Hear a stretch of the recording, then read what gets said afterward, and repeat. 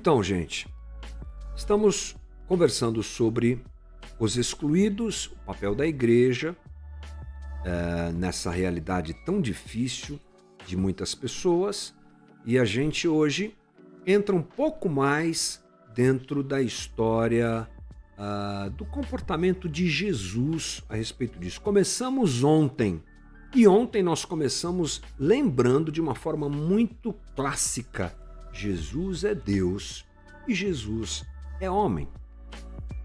Hoje nós vamos trilhar outros aspectos da vida de Jesus. Vou mostrar para vocês aqui quais são. Olha só, Jesus e os excluídos. Ontem nós falamos sobre a cristologia. Jesus Deus, Jesus homem. Hoje a gente fala sobre o momento histórico. Hoje também falamos sobre o Império Romano. Também um pouco sobre o momento político e religioso e os grupos religiosos que conviviam com Jesus. Mas que coisa, por que tem que falar de tudo isso? Já não basta a gente dizer assim: Jesus mandou a gente amar todo mundo, Jesus mandou a gente amar os excluídos. Pode ser.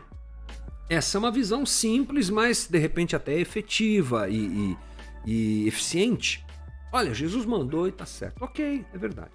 Mas o Deus do cristianismo, sabe o que eu admiro demais? Admiro tudo nele, porque ele é perfeito, mas é que ele não é daquele tipo que manda você fazer uma coisa que ele não faz.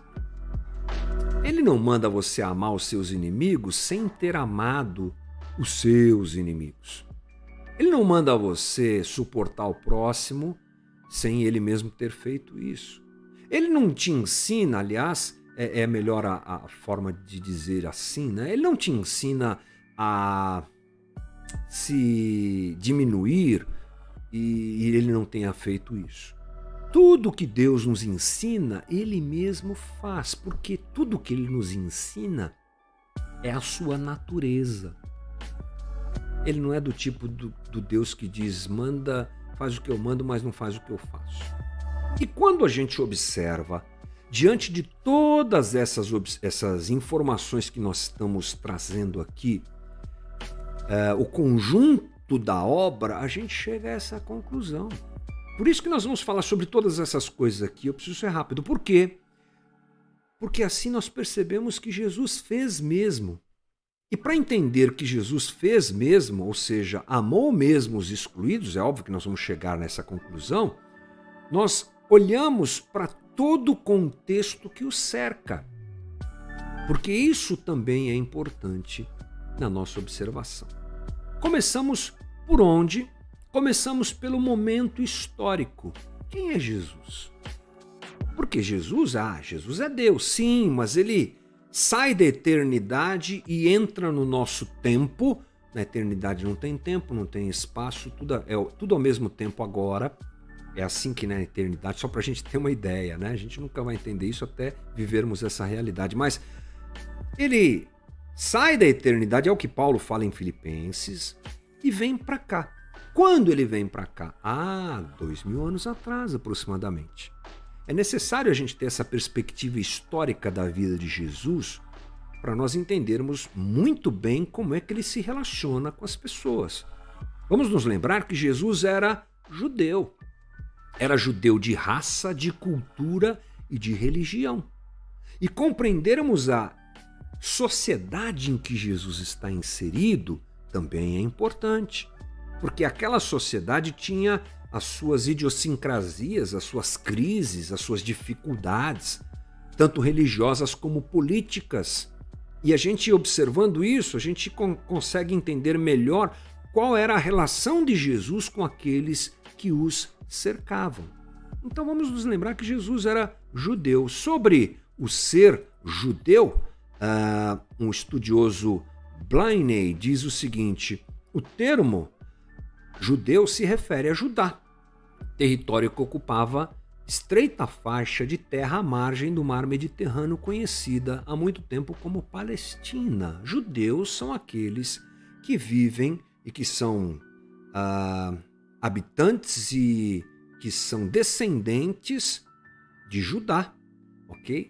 E que ocupam, naquela época especificamente, essa faixa de terra do Mar Mediterrâneo, ao lado do Mar Mediterrâneo, à margem do Mar Mediterrâneo, conhecida como Palestina. Então, estamos voltando no tempo e tentando entender quem é Jesus e quem é o povo a quem Jesus pertence. Jesus era descendente direto do povo hebreu.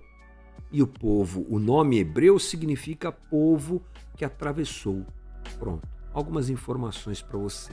Mas é preciso nos lembrar que no momento histórico que Jesus vem ao mundo, aquela região está tomada pelo Império Romano.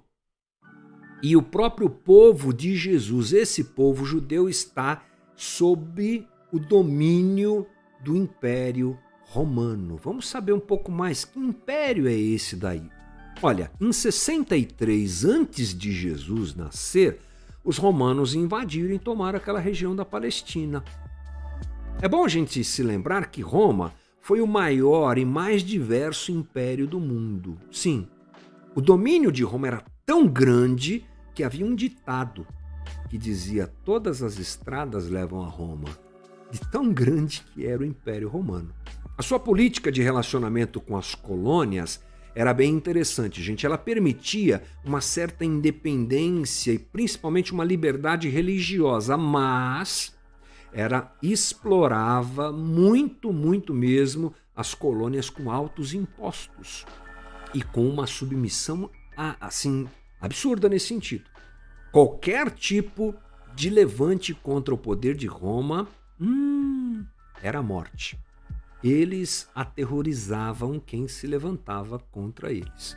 Herodes, ele foi escolhido como líder local pelos romanos, recebendo o título de rei. É uma história interessante que não cabe nessa conversa aqui, mas é bem interessante essa disputa política que coloca Herodes como o rei daquela região. Jesus nasce no final do reinado de Herodes.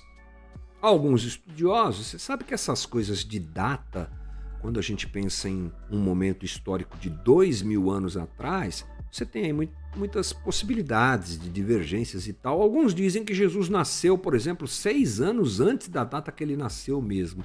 Mas é só para constar, tá bom? Muito bem. Império Romano, região da Palestina, Jesus é judeu, já entendemos isso. Qual é o momento político e religioso? Bom, mesmo sob o domínio romano, os judeus, eles mantinham a sua tradição de adoração a Deus e a Javé. O Império Romano adotou uma coisa muito louca. Eles elegeram, ou melhor ainda dizendo que os imperadores se autodenominaram deuses. É bem interessante isso aqui, gente. Eles diziam que eram deuses, mas o povo de Israel, sabedor quem era Deus, rejeitava essa pseudodivindade do imperador e continuava vivendo a sua vida religiosa, que era cheia de atividades religiosas. Dia a dia era cheio de atividades religiosas, uma coisa que a gente quase não consegue entender, porque é uma distância muito grande do que vivemos hoje. Então, eles conheciam muito bem a lei, de forma geral, o povo conhecia, principalmente a elite, é claro, mas o povo, de modo geral, também conhecia e eles praticavam atividades religiosas muito constantemente. E Jesus? Jesus tinha também uma prática ou uma praxis religiosa muito séria. Jesus foi circuncidado, Lucas 2:21. Jesus foi apresentado no templo, Lucas 2:22. Jesus aprendeu as Escrituras, Lucas 2:46. Jesus ensinava na sinagoga, Mateus 4:23. Jesus participava das festas, Lucas 2:41. Jesus foi ao templo, ou ia ao templo frequentemente, Mateus 21:14. Ele praticava os rituais de purificação, Lucas 2:23 e 24. Jesus ensinava a lei, Mateus 7:29. Jesus jejuava, Mateus 4:1 e 2. E Jesus orava, Hebreus 5:7. Jesus era um judeu praticante da religião judaica, ok? Mas é bom a gente saber que essa religião de judaica, essa religião de Israel, ela era dividida em vários grupos. Não havia uma unanimidade, vários grupos. Eles estão sempre em contato com Jesus, porque Jesus era judeu e praticava a religião de Israel. Esses grupos, eu vou destacar só alguns aqui, se dividiam dentro da compreensão da religião e da prática religiosa. E Jesus se relaciona com eles. Jesus os confronta em alguns momentos. E isso é muito importante a gente saber. Que grupos são esses? Então, vamos lá, os grupos religiosos que faziam parte da vida de Jesus. Todos eles, de forma geral, orbitavam em torno da lei, da religião e da política. Lembrando que religião e política estão sempre ali macumunados, né? Vamos lá, o famoso grupo que nós conhecemos e frequentemente citamos são os fariseus. Bom, os fariseus, a palavra fariseu é uma palavra derivada do vocábulo hebraico que significa separado. É um grupo muito apegado ao estudo e observância dos mandamentos da Torá. E o Evangelho de Mateus, por exemplo, nos diz que eles eram peritos na lei. Está lá em Mateus capítulo 22, eu não coloquei por aqui, mas o estudioso Champlin diz assim sobre eles: cercavam essas leis com um complexo e frequência exagerado sistema de interpretação que fazia pesar consideravelmente sobre os homens as suas responsabilidades morais e religiosas. Para exemplificar, eles determinaram 39 tipos de ação que supostamente eram proibidos para o dia do sábado. Esses caras eram ortodoxos, entendeu? Ortodoxos. A interpretação deles sempre era pesada e eles faziam esse papel de interpretar a lei para o povo, porque o povo não sabia, a maioria não sabia sequer ler. Eles sabiam, eles eram da elite, e os fariseus faziam essa interpretação. As pessoas tinham dúvidas sobre como cumprir a lei e procuravam eles, e eles eram duros, ortodoxos, como diz aí esse estudioso. Eles tinham uma resistência ao Império Romano, pero no mucho. Eles eram assim, eles tinham um bom trânsito entre a autoridade de Roma e todos os que se levantavam contra o domínio religioso que eles tinham viravam inimigos deles imediatamente. Inclusive um tal de Jesus, né, que foi para a cruz também por ter se levantado contra esse sistema todo. Bom, eles influenciaram por conta disso a morte de Jesus diretamente. Mateus 26 nos diz isso. E juntamente com os saduceus, de quem nós vamos falar daqui a pouco, eles formavam o Sinédrio, que é o mais elevado tribunal religioso e civil da nação judaica. O estudioso Champlin diz assim que o Sinédrio era mais do que um corpo que tratava de questões religiosas e teológicas. Também tinha poder sobre questões civis relacionadas aos judeus. Era um STF da religião de Israel, né? Era aquele grupo de gente que julgava quem está certo, quem está errado, problemas, disputas, esse tipo de coisa, eles davam o aval deles. O Evangelho de Lucas nos apresenta como Jesus via esse grupo aí. Quer ver como Jesus via esse grupo? Os fariseus que amavam o dinheiro ouviam tudo isso e zombavam de Jesus, e ele lhes disse: vocês são os que se justificam a si mesmos aos olhos dos homens, mas Deus conhece o coração de vocês. Aquilo que tem muito valor entre os homens é detestável aos olhos de Deus. Jesus realmente reprovava as práticas e a maneira inadequada que esses homens se comportavam. Várias vezes Jesus os condenou e eles eram chamados por Jesus de guias cegos.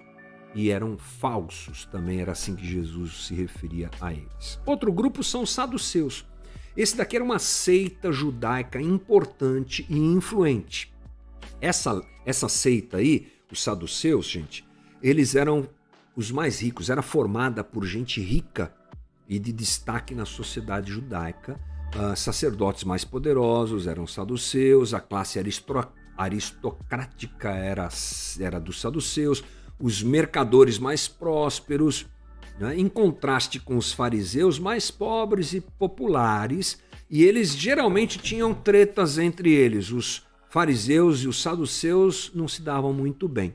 Champlin também diz o seguinte: eles aderiram apenas à lei mosaica, fundamentalistas originais eles eram, rejeitando os profetas e a lei oral como espúrios, né? Ou seja, eles não aceitavam as interpretações dos escribas e dos fariseus a respeito da lei. Eles acreditavam na sua interpretação literal. Esses eram os saduceus. Inicialmente, eles temeram a Jesus, mas depois passaram a odiá-lo e fizeram aliança com os inimigos dele para eliminá-lo. Isso está em Mateus capítulo 16, tá bom? Outro grupo eram os herodianos. Esse grupo aqui era um partido político e não era um grupo religioso. Em associação com os fariseus, trabalharam para eliminar Jesus. Está em Marcos capítulo 12. Nenhum deles gostava muito de Jesus, vocês já perceberam, né? Eles acreditavam na cooperação com os romanos e rapidamente se mostraram inimigos de Jesus. O próximo grupo são os escribas. Você viu como era bem dividido lá, gente? Era mesmo. Os escribas que o Novo Testamento apresenta, né? Eles são apresentados sempre com um conhecimento profundo das Escrituras. É deles o título de doutores da lei, Mateus 13. Podem ser considerados como uma elite intelectual, os pensadores da época, e não tinham características de um partido político. É interessante, né? Os escribas se achavam no direito de interpretar a lei e também de ensinar ao povo, está lá em Mateus capítulo 23. Também temos a seguinte descrição feita por Champlin: as regras e práticas estabelecidas pelos escribas adquiriram uma autoridade obrigatória. Na época do Novo Testamento, certa tradição atribui maior autoridade aos ensinos deles do que a própria lei escrita, ou seja, eles eram muito respeitados pela interpretação que eles faziam da lei. E o outro grupo, a gente não pode esquecer, são os próprios sacerdotes. A sua grande importância na condução religiosa e política da nação não pode ser deixada de lado. Champlin diz sobre eles que esperava-se do sacerdote que servisse de mediador entre algum poder divino e os homens, e também que fosse capaz de pronunciar-se sobre questões éticas e legais, além de prever o futuro. Eram características dos sacerdotes. E o Wycliffe diz assim: o israelita relacionava-se com Deus através de um pacto nacional especial que envolvia o sacerdócio por causa de seus serviços essenciais como mediador e representante. Portanto, os sacerdotes operavam entre Deus e o povo, a fim de preservar esse relacionamento estabelecido através da aliança.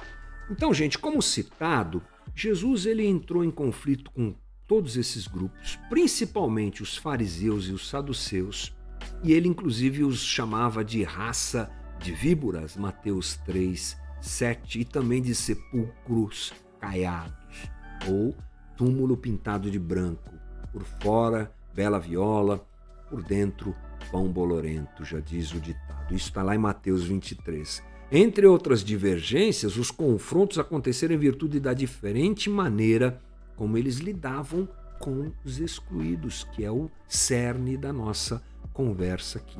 Gente, tudo isso serve para quê? Para a gente pensar nas reações de Jesus dentro desse contexto.